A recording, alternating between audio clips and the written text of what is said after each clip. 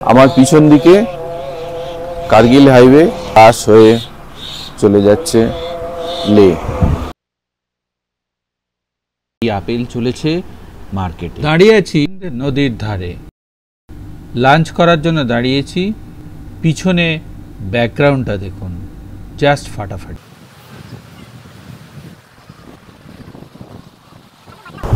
সোনমার্গ এখান থেকে 10 কিলোমিটার। দাঁড়িয়ে আছি সিন্ধ নদীর পাড়ে। ভিউটা একবার দেখুন। আমার হাতে চায়ের কাপ, পিছনে সিন্ধ নদী বুলবুল শব্দে বয়ে যাচ্ছে।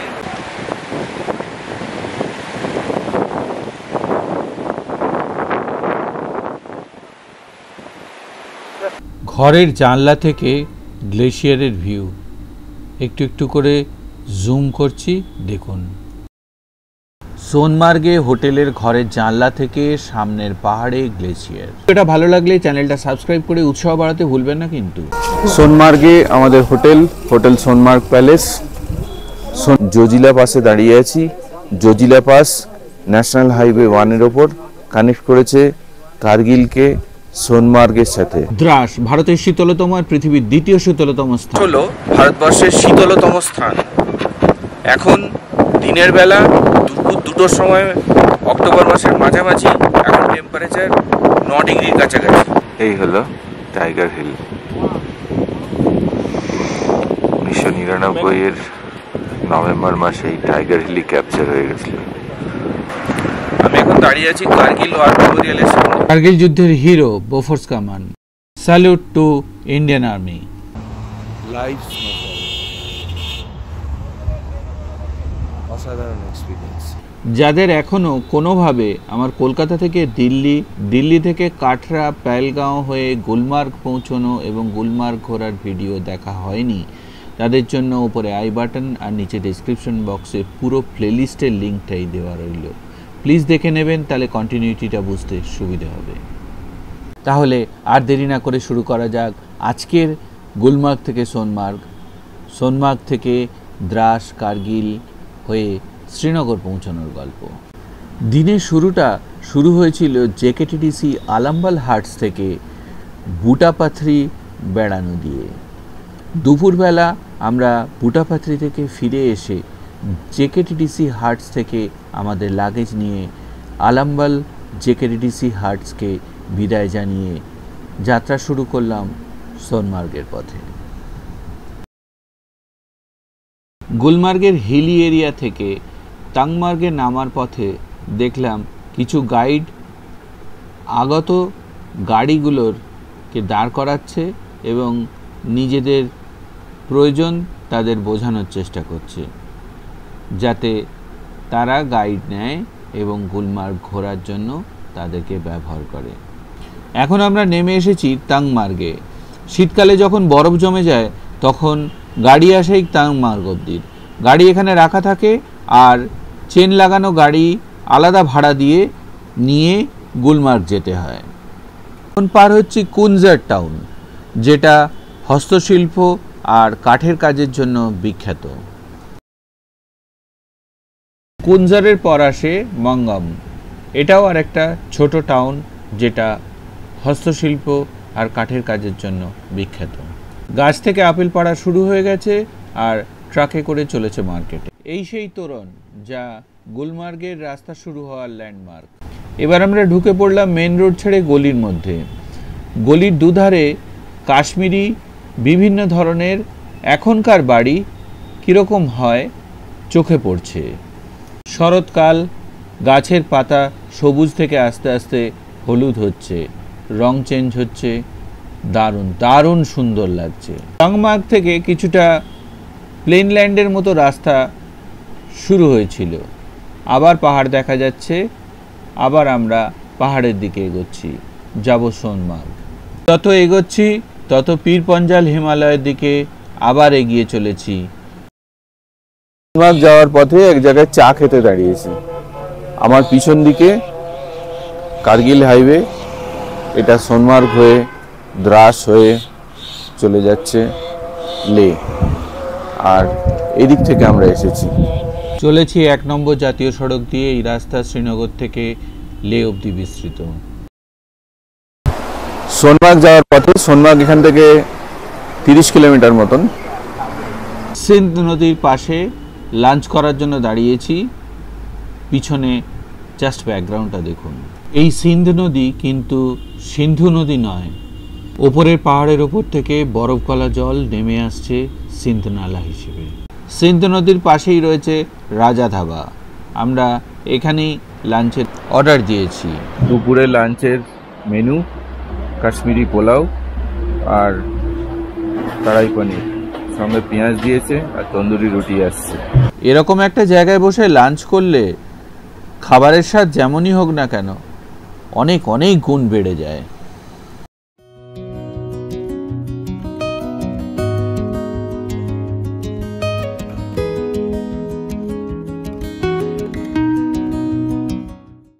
দেখা যাচ্ছে জেডমোথ টানেলের এন্ট্রি, মানে এই টানেল সোনমার্গ যখন বরফে ঢাকা থাকবে তখনও সোনমার্গের যাতায়াতের পথ প্রশস্ত রাখবে।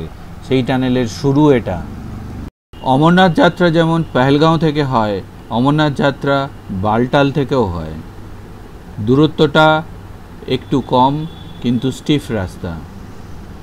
এই বালটালের পথ নির্দেশ এখানে দেওয়া রয়েছে। এই কারণে অমরনাথ যাত্রীরা নামার সময় এই বালটালের রাস্তা ব্যবহার করেন।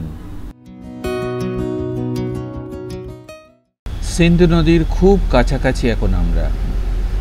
ড্রাইভারের কথায় গাড়ি থেকে নামলাম জায়গাটাকে এনজয় করার জন্য। সত্যি দারুণ দারুণ সুন্দর জায়গাটা। ওই দাঁড়িয়ে আছে আমাদের গাড়ি, রাস্তার পাশে একটুখানি গেলেই সিন্ধু নদী। যেমন সুন্দর জলের রং, তেমনি বিশালের বিস্তার আর বিশাল স্রোত। পিছনে পাইনের ব্যাকড্রপ এর সৌন্দর্যকে আরো বহু গুণ বাড়িয়ে তুলেছে। এখান থেকে 10 কিলোমিটার দাঁড়িয়ে আছে সিন্ধু নদীর পাড়ে। ভিউটা একবার দেখুন। এদিকটাও যেমন অসাধারণ পিক্টোরিয়াল, এদিকটাও অসাধারণ। এই সিন্ধু নদী আমাদের সঙ্গে অনেকক্ষণই সঙ্গে সঙ্গে চলবে সোনমার্গ অব্দি। তারপর আমরা এগোবো দ্রাস অব্দি। আমার হাতে চায়ের কাপ, পিছনে সিন্ধু নদী বুলবুল শব্দে বয়ে যাচ্ছে, আর এই ভ্যালি হালকা হালকা ঠান্ডা হাওয়া দিচ্ছে। চা খাওয়ার জন্য এর চেয়ে বেটার কোনো জায়গা আমার তো মনে হয় হতে পারে না।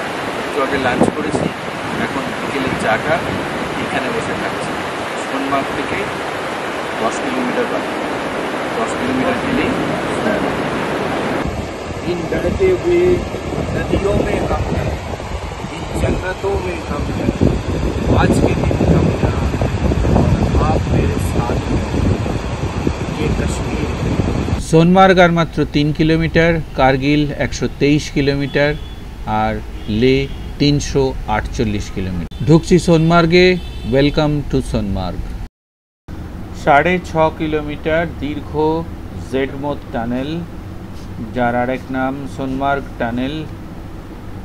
8650 ফিট উচ্চতায় গান্ধেরবাল কাশ্মীরে রয়েছে। দুমুখী এই টানেল গগনগির থেকে সোনমার্গ অব্দি প্রসারিত। একটি জেড আকৃতির প্রসারিত রাস্তাকে বাইপাস করে আর অ্যাভালাঞ্চ প্রোন। প্রবল তুষারপাতেও সোনমার্গ এখন আর অবরুদ্ধ থাকবে না। সামনের গাড়ির ছায়াগুলো লম্বা হচ্ছে, সূর্য ঢলে পড়ছে আর আমরা ঢুকছি সোনমার্গে। আমাদের হোটেল সোনমার্গ প্যালেস। সোনমার্গে আমাদের হোটেল সোনমার্গ প্যালেস। সোনমার্গ প্যালেসের পিছনেই বিশাল পাহাড়, আর এটা হচ্ছে আমাদের সোনমার্গ প্যালেসের রুম। দুজনে উঁকি মারছে, আমার মিসেস আর ছেলে। এটা ওদের একটা পিওর ভেজ রেস্টুরেন্ট। এটা বাইরের লোকের জন্য, যারা সোনমার্গে এসে ঘুরে এখান থেকে চলে যাবে। আর আমাদের জন্য ভেতরে রেস্টুরেন্ট আছে। আর এটা হচ্ছে ভিউ রুম থেকে গ্লেশিয়ারের ভিউ। এই অক্টোবর মাসেও সামনের গ্লেশিয়ারে বরফ অক্ষত, আর এই গ্লেশিয়ারের পিছনেই রয়েছে থাজিবাস গ্লেশিয়ার। আমরা যাচ্ছি না, প্রায় অর্ধেক বেলা লাগে আপনার ইচ্ছে করলে যেতে পারেন, দারুণ সুন্দর জায়গা।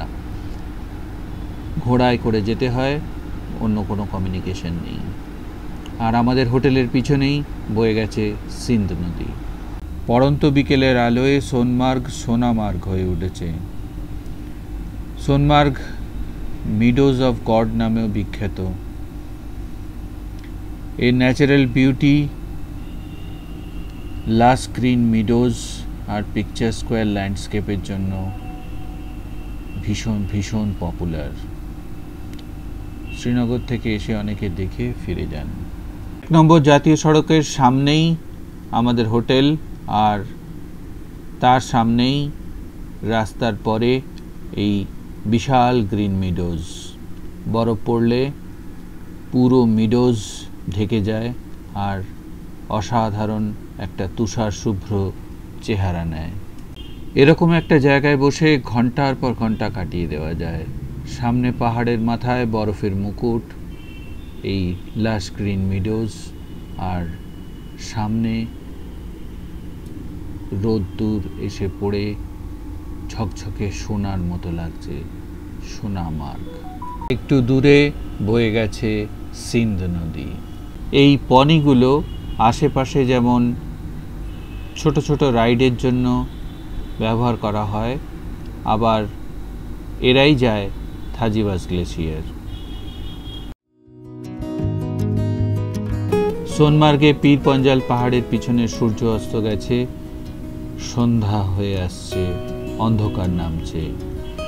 শ্রীনগর থেকে যারা সেম ডে ঘুরে যান তাদের গাড়ি, বাস, টেম্পো ট্রাভেরা এখানেই পার্ক করে, তারা ফেরত গেছে। আর যারা নাইট স্টে করবে তাদের গাড়িগুলো এখানে রয়েছে। আলো জ্বলে উঠছে চারপাশে, সন্ধে নামছে সোনমার্গে। সন্ধে নামার সঙ্গে সঙ্গে সোনমার্গে বাড়ছে ঠান্ডা। এটা আমাদের রুম হোটেল সোনমার্গ প্যালেসে। এটা আমার এক্সট্রা বেড, আর এটা হচ্ছে ডবল বেড। এখানে একটা মিরর রয়েছে, এখানে সুইচ প্লাগ পয়েন্ট, আবার একটা সাইনেজও রয়েছে আই লাভ কাশ্মীর।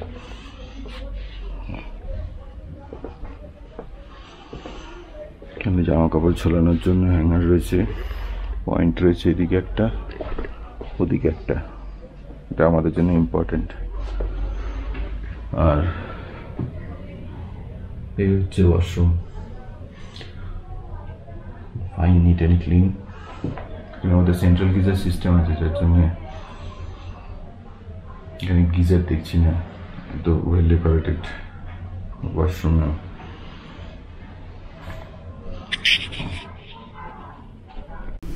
এটা আমাদের হোটেলের ডাইনিং এরিয়া। প্রসঙ্গক্রমে বলে রাখি, আমাদের একদিনের তারিফ 4000 টাকা, 3 জনের ব্রেকফাস্ট আর ডিনার এর মধ্যে ইনক্লুডেড। ডিনারে দিয়ে গেল স্যালাড আর পাঁপড় শাকা, এরপর সব একটা একটা করে আসছে। স্যালাডে কিন্তু শশা রয়েছে, গুলমার্গে বা পায়েলগাঁওতে খুব একটা বোধহয় অ্যাভেলেবেল নেই, চেয়েও খুব একটা পাইনি, শুধু পেঁয়াজি দিচ্ছিল। এখন এলো আলু জিরা, ডাল তরকা, কাজু পনির আর ঘি মাখানো রুটি।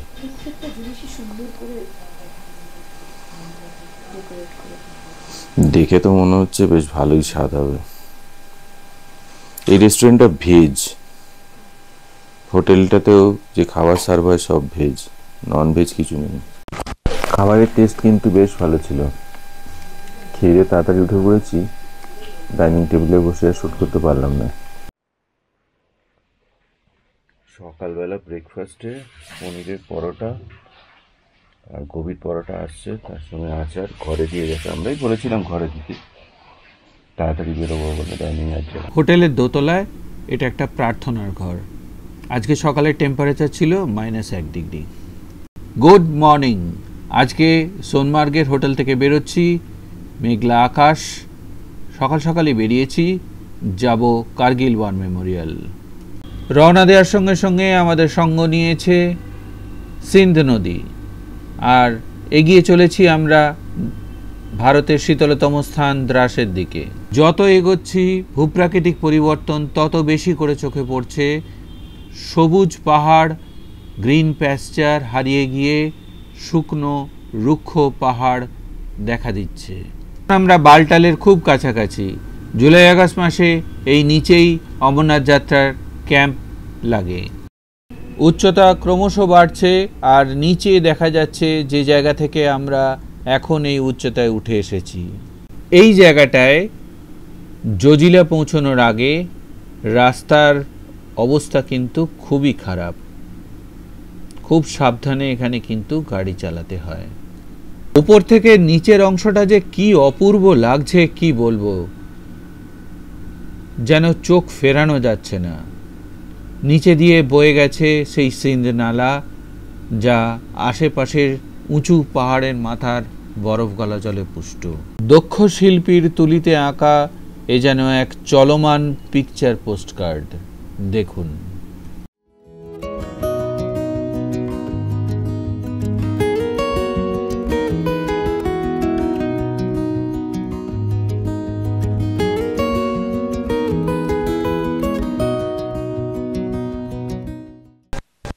জজিলা পাসের আগে কনভয় আসার জন্য লাইন দিয়ে গাড়ি দাঁড়িয়ে আমার পিছনে। কনভয় পাস করলে আবার এই গাড়িগুলোকে সব ছাড়বে, এখানে ওয়েট করতে হবে। সামনেও সারি সারি গাড়ি লাইন দিয়ে দাঁড়িয়ে আছে, পিছনেও সারি সারি গাড়ি লাইন দিয়ে দাঁড়িয়ে আছে।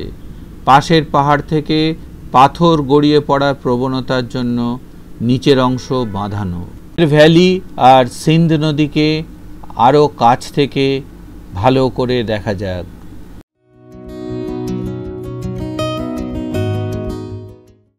এখানে একটা ছোট্ট সুন্দর মন্দির রয়েছে। অনেকক্ষণ গাড়ি দাঁড়িয়ে থাকার সুযোগে এই মন্দিরটাও একবার দর্শন করে এলাম। প্রায় 1 ঘন্টা দাঁড়িয়ে থাকার পর জ্যাম ছেড়েছে, গাড়ি আবার এগোতে শুরু করেছে জজিলা পাসের দিকে। এই বাঁধানো রাস্তা থেকেই বোঝা যাচ্ছে এবার জজিলা পাস আসছে। জজিলা পাসে তৈরি হচ্ছে নতুন জজিলা টানেল। জজিলা টানেল চালু হলে শীতকালে যখন বরফে জাতীয় সড়ক 1 বন্ধ হয়ে যায় তখন যাতায়াত পথ সুগম থাকবে এবং যাতায়াত করা যাবে সোনমার্গ থেকে কার্গিলের মধ্যে।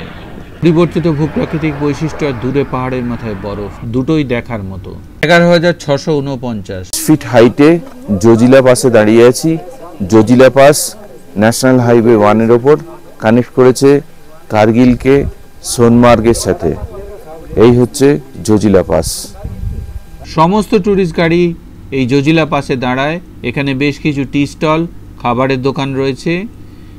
প্রসঙ্গক্রমে বলে রাখি, প্রতি সপ্তাহে শুক্রবার দিন জজিলা পাস বন্ধ থাকে। আপনারা যখন লাদাখ প্ল্যান করবেন বা এই সোনমার্গ থেকে জজিলা পাস হয়ে কার্গিল ওয়ার মেমোরিয়াল যাওয়ার প্ল্যান করবেন, শুক্রবারটা বাদ দিয়ে প্ল্যান করতে হবে।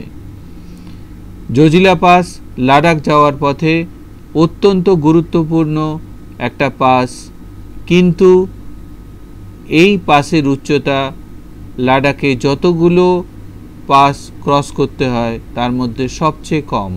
Welcome to Zojila, project Vijayak. Project Vijayak. Kargil এখান থেকে 96 কিলোমিটার আর লে হচ্ছে 326 কিলোমিটার। জজিলার পাশে দাঁড়িয়ে আছি, যার অল্টিটিউড 11,649 ফিট। বর্ডার রোড অর্গানাইজেশনের তৈরি করা তোরণ।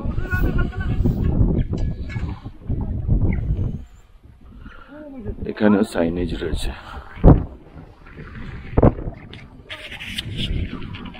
বর্ডার রোড অর্গানাইজেশনের তৈরি করা জজিলা সেলফি পয়েন্ট। জজিলাতে এটাও একটা সাইনেজ আর সেলফি পয়েন্ট। এই অসাধারণ নৈসর্গিক দৃশ্যের মধ্যে দিয়ে এগিয়ে চললাম ভারতের শীতলতম স্থান আর পৃথিবীর দ্বিতীয় শীতলতম স্থান দ্রাসের উদ্দেশ্যে। জজিলা পাসে ঢুকে যাওয়া মানেই লাদাখের জাস্কার রেঞ্জে প্রবেশ করা।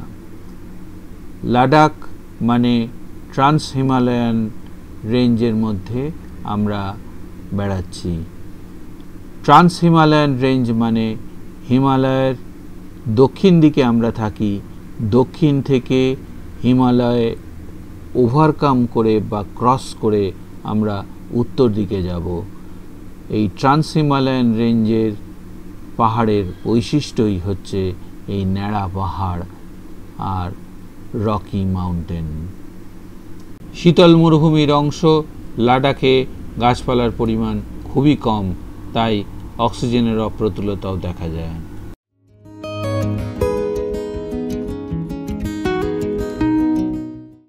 গাছের পাতার রং পরিবর্তন হয়ে হলুদ হতে শুরু করেছে, এরপর ঝরতে শুরু করবে।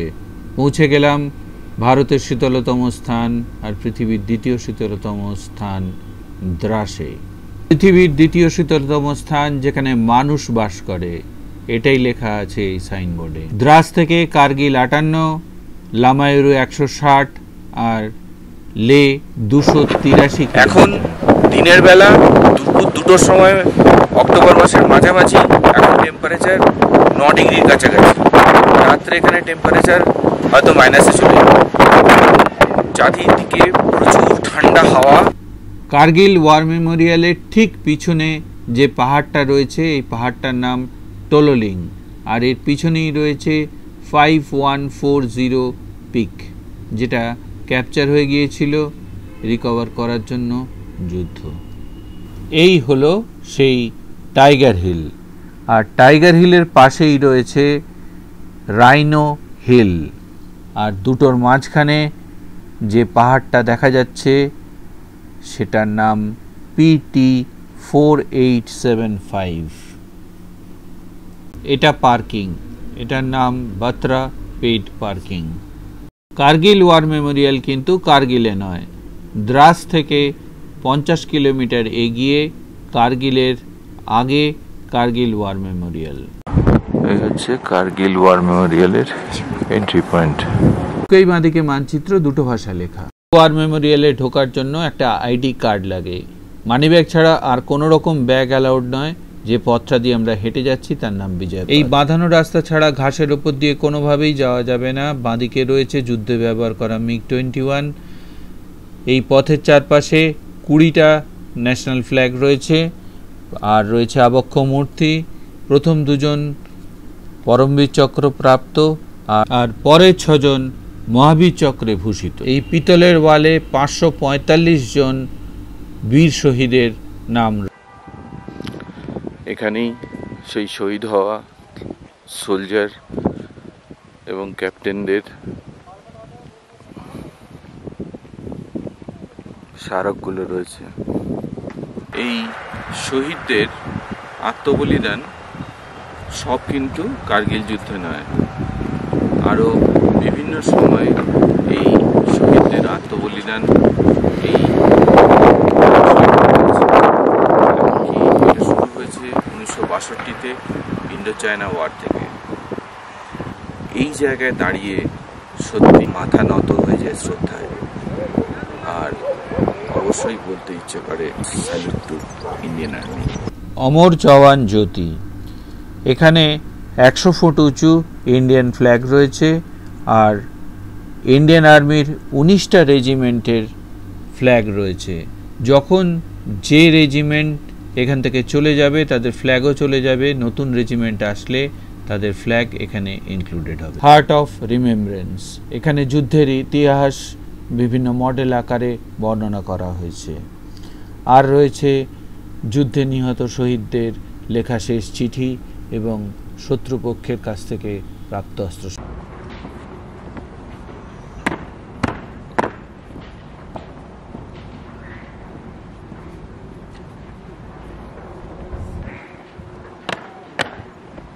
এই সেই বফোর্স কামান, যেটা কার্গিল ওয়ারে PT5140 ক্যাপচার করার জন্য বিশেষ ভূমিকা নিয়েছিল।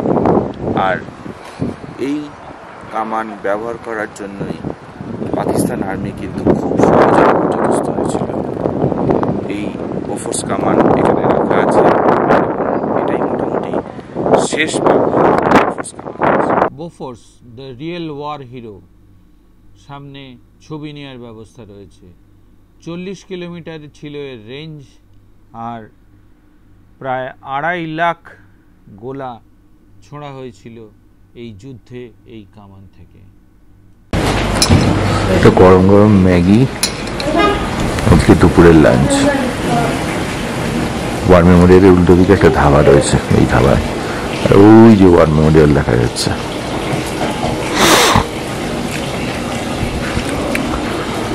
এর সঙ্গে অর্ডার দিয়েছি মোমো, আসছে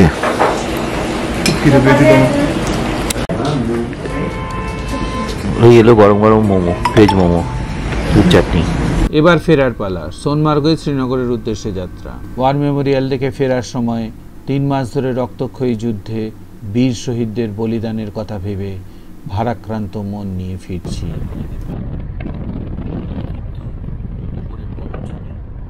আর পরবর্তী সময় পাহাড়ের বেশ কিছু পাখির হয়ে নিয়েছে। এই অংশগুলো ট্রান্সিবারিয়ান অংশে পাহাড়ে ট্রান্সিবারিয়ান অংশে পাহাড়ে পাখির সঙ্গে প্রচুর পাখি আছে। সেই অংশগুলো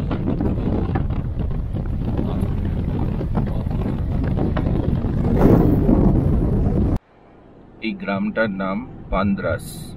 এই গ্রামটা দ্রাসের ঠিক আগে আসে, মানে সোনমার্গ থেকে দ্রাস আসতে গেলে দ্রাসের ঠিক আগে আসে এই গ্রামটা, নাম পান্দ্রাস। জজিলা পাস পেরোনোর পরেই পড়বে জজিলা ওয়ার মেমোরিয়াল। সুন্দর জায়গা, দাঁড়িয়ে ছবি তুলতে পারেন, স্পেশালি ব্যাকগ্রাউন্ডটা দারুণ সুন্দর। দূরের পাহাড়ের মাথায় বরফের আচ্ছাদন, ওপরে একটা শিব মন্দির রয়েছে, দারুণ। আর পিছনে একটা সাইনেজ রয়েছে, আই অ্যাম অ্যাট জজিলা।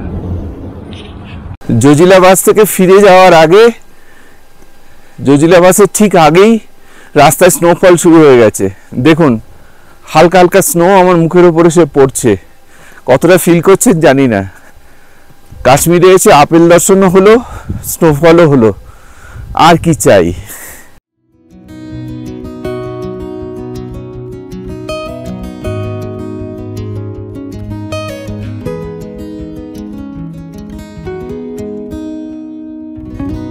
আগামী পর্বে দেখুন শ্রীনগরের ডাল লেকে হাউসবোটের অসাধারণ সৌন্দর্য এবং সেখানে রাত্রিবাসের অনন্য অভিজ্ঞতা, সেই সঙ্গে শ্রীনগর ভ্রমণ আর শ্রীনগরের আমাদের বেড়ানোর শেষ সূর্যাস্ত।